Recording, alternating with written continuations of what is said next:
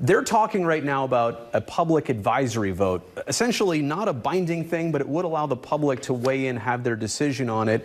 It also does seem like a process that could confuse some people and could delay the project. I'm going to assume that you overwhelmingly oppose a situation like that.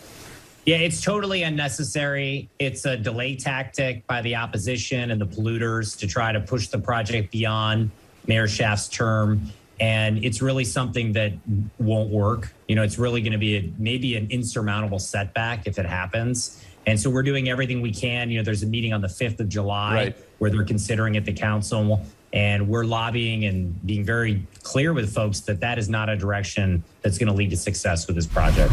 You know, a tactic from the opposition, a ballot measure that honestly says nothing, that would not be binding, would cost Oakland taxpayers more than $1 million just to place it on the ballot, and would be a vehicle for more misinformation in your mailbox. Please weigh in and tell the city council to do their jobs and not put an advisory measure on the ballot this November. Yeah, and you're talking about something that apparently they will bring up on the 5th of July, 2 council members specifically that are interested in this.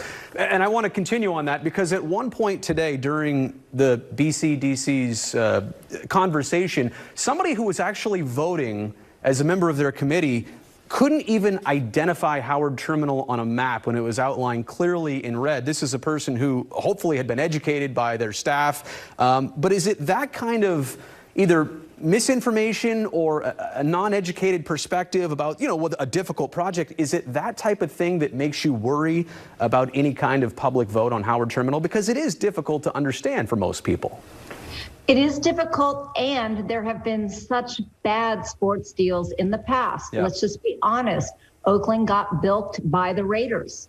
We are still paying a debt on the Coliseum while they play in Las Vegas.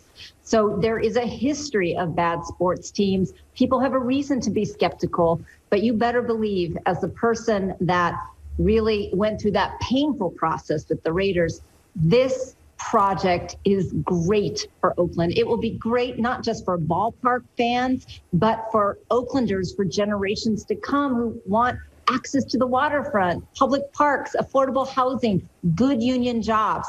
All of that will be made possible by this ballpark deal.